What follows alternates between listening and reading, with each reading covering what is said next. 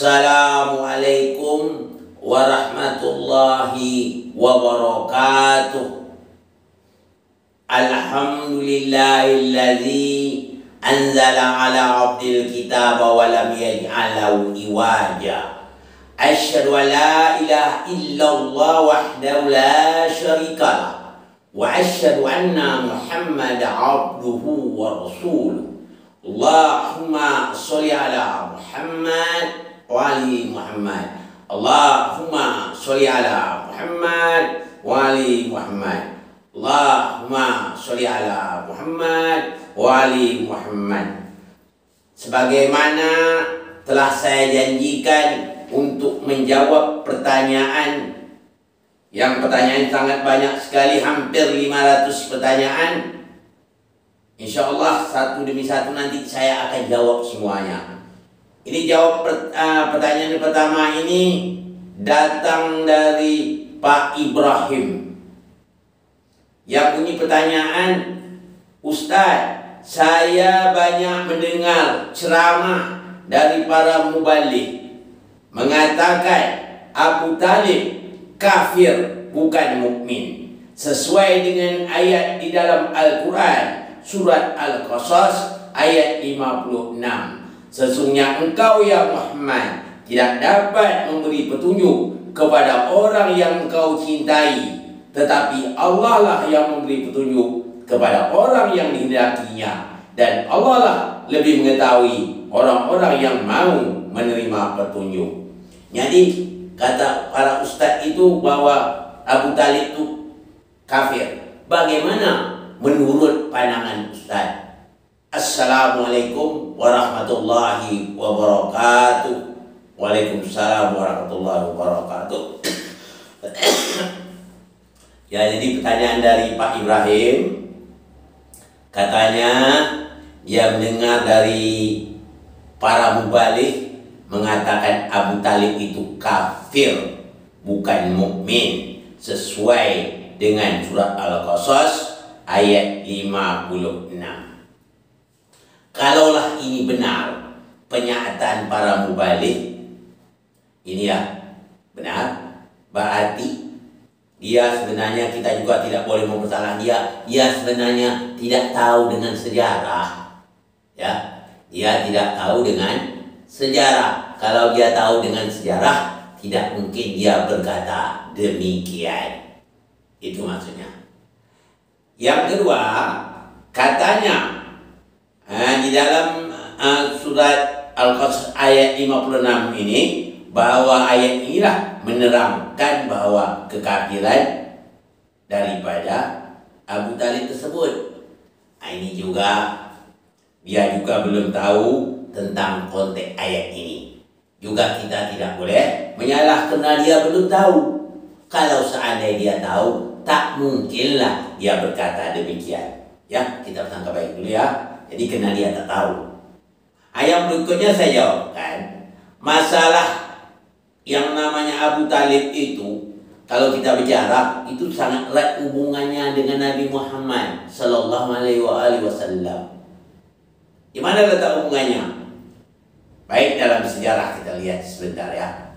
Kalau kita lihat dalam sejarah, Nabi Muhammad Sallallahu Alaihi Wasallam itu, Muhammad itu ya, semasa dia dalam kandungan bundanya yang tercinta Siti Aminah, itu masih dalam kandungan, ayahandanya Abdullah wafat. Ya, wafat. Maka Nabi Muhammad waktu itu dalam keadaan yatim, karena orang tuanya atau ayahnya meninggal dunia. Setelah Nabi Muhammad berumur 6 tahun, ibundanya Siti Aminah wafat. Maka kedudukan Nabi Muhammad menjadi anak yatim piatu. Akhirnya bagaimana? Akhirnya Nabi Muhammad dijaga atau diasuh atau dipelihara oleh kakeknya yang bernama Abdul Muthalib. Di kakeknya yang bernama Abdul Muthalib, ya, menjaga dia. Itu selama jagaan atau pelihara Abdul Muthalib itu selama lebih kurang 2 tahun. Sudah menjelang Nabi Muhammad berumur 8 tahun, akhirnya kakeknya sudah ada kesakitan gitu, ada sakit-sakit. Saat itu akhirnya kakeknya memanggil putranya yang bernama Imran, lebih dikenal atau lebih dipanggil orang Abu Talib. Nah, Abu Talib itu apa artinya? Bapaknya si Talib. Namanya sebenar adalah Imran. Akhirnya Abu Talib atau Imran dipanggil oleh ayahnya, wahai anakku Imran, atau Abu Talib ya, engkau sendiri sudah mengetahui ya, Muhammad ini sudah menjadi yatim piatu, hidup sebatang kara, dan aku tak lama lagi akan dipanggil yang Maha Kuasa. Maukah engkau berjanji kepadaku nak untuk menjaganya atau untuk meliharanya? Berjanjilah engkau kepadaku nak. Kena begitu seriusnya Abu Talib menyampaikan kepada putranya Imran, atau yang lebih dikenal Abu Talib tersebut. Abu Talib itu terseduh-seduh, dia menangis. Dia mengatakan, saya berjanji ayah, atau dalam bahasa Arab, saya berjanji abi, itu boleh, atau walid, saya berjanji. Berjanjilah kau nak, supaya hati bapak senang dalam menghadapi maut atau dalam menghadapi kematian. Akhirnya Abu Talib berjanji. Apa bunyi janji Abu Talib? Demi Tuhan memiliki Ka'bah, aku berjanji akan menjaga, mengawasi, mengasuh Muhammad, walaupun sekalipun nyawaku akan terkorban. Dia berjanji akan melindungi Nabi Muhammad, menjaga Nabi Muhammad, walaupun sekali nyawanya akan terkorban. Begitulah cinta Abu Talib kepada Nabi Muhammad sallallahu alaihi wasallam. Akhirnya Abu Talib mengucapkan kepada, terima kasih nak, kau telah mau memelihara Nabi Muhammad, atau kau telah mau memelihara Muhammad. Nah, timbul pertanyaan pada kita, adakah cinta kita kepada Nabi Muhammad itu sama seperti Abu Talib? Apa sumbangsih kita kepada Nabi Muhammad? Apa sumbangsih kita kepada Islam? Kalau dibandingkan, tentu kita dibandingkan dengan Abu Talib, kita masih nonsen. Kenapa? Kita hanya sekedar ngomong doang. Itulah yang tahu kita, sumbangsih kita hanya menjelekkan orang saja. Orang itu sesat, orang ini sesat, orang ini kafir. Itulah sumbangsih kita. Namun dibandingkan dengan Abu Talib, bagaikan bumi dengan langit, jauh keimanan kita dibandingkan dengan beliau. Karena kita hanya pandai menyebutkan beliau itu kafir. Ingat, siapa yang berani mengatakan Abu Talib itu kafir, kekafiran itu kembali kepada yang membicarakan tersebut. Di sini saya sampaikan dengan jelas. Itu tentang riwayat Abu Talib. Jadi hubungannya sangat erat dengan Nabi Muhammad. Hubungan antara Nabi Muhammad dengan Abu Talib.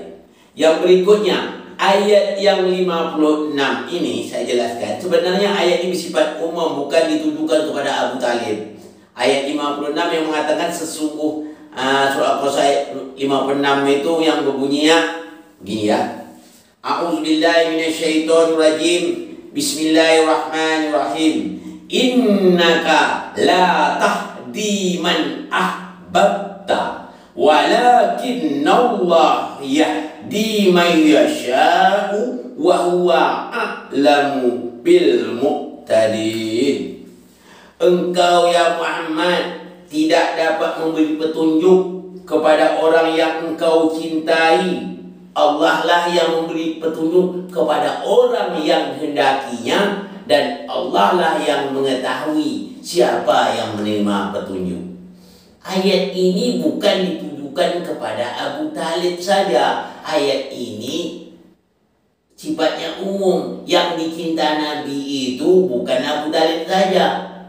Khadijah ya dicintai Nabi juga. Yang nama paman Nabi Muhammad bukan Abu Talib sendiri, Abu Lahab paman Nabi juga. Ya, Abu Jahal paman Nabi juga. Jadi sifatnya umum. Jadi Allah mengatakan tentang ayat ini yang jelas Allah memberikan suatu semangat kepada Nabi Muhammad. Jangan engkau Muhammad merasa bersedih. Engkau tidak dapat memberi petunjuk kepada orang yang kau cintai. Akulah yang memberi petunjuk kepada orang yang aku hendaki, dan aku lebih mengetahui siapa orang yang menerima petunjuk tersebut. Begitu. Jadi dalam konteks ayat maknanya yang sebenarnya, kalau kita jelaskan, ya Muhammad gitu, jelas ya. Yang bisa memasukkan iman ke hati manusia itu bukan engkau, aku. Aku yang memasukkan ke kalbu mereka itu keimanan kepada mereka, bukan engkau. Engkau menyampaikan saja apa yang kuwahyu kepada engkau, sampaikan saja. Engkau hanya memberi arahan atau memberitahu atau menunjuknya begini yang benar, begini benar, itu saja. Masalah memasukkan iman ke kalbu manusia itu urusanku, bukan urusan kau. Jadi kau tak bisa begitu. Allah itu menghibur nabinya, jangan nabi itu bersedih.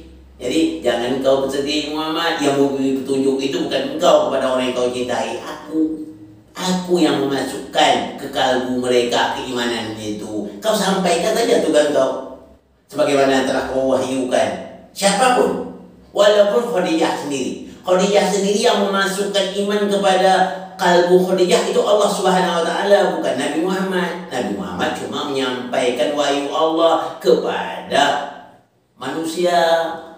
Nah, jadi ayat ini yang saya jelas bukan ditujukan hanya kepada Abu Talib saja, kepada semua yang dicinta Nabi Muhammad. Jadi Nabi Muhammad itu bukan mencinta Abu Talib sendiri. Ya, bahkan alam semesta dicintai Nabi Muhammad. Umat-umat ini dicintai Nabi Muhammad. Ya. Nabi Muhammad itu membawakan rahmat bagi semesta alam, semuanya disayangnya. Nah, jadi kita harus tahu, jangan meletak ayat itu sembarangan. Ya, jangan meletak sesuatu ayat seenak-enak kita menaruh ayat. Itu ada asbab nuzulnya. Kita harus tahu benar tentang konteks ayat tersebut, baru bisa kita sampai ya. Jadi yang jelas saya katakan bahwa yang Abu Talib ini benar-benar adalah mukmin yang sejati, karena dia berjanji kepada Allah. Disaksikan oleh Abu Talib, dia membela Nabi walaupun nyawa pun terkorban, sesuai dalam ayat dalam surah Al-Ahzab ayat 6. Orang-orang yang benar mukmin itu, dia mencintai Muhammad itu melebihi dari dirinya sendiri. Jadi Abu Talib itu begitu. Hanya di sini saya jawab pertanyaannya dari Pak Ibrahim. Sebenarnya Pak Ibrahim, yang namanya Abu Talib itu adalah mukmin sejati, ya, bukan kafir, bahkan mukmin sejati. Dia berjuang sungguh hebat kepada Nabi Muhammad, luar biasa, best of the best. Nah, gitu ya. Ini saja yang dapat saya sampaikan pada kesempatan ini. Mohon maaf dari segala kekurangan. Wabillahi taufiq wal hidayah. Assalamualaikum warahmatullahi wabarakatuh.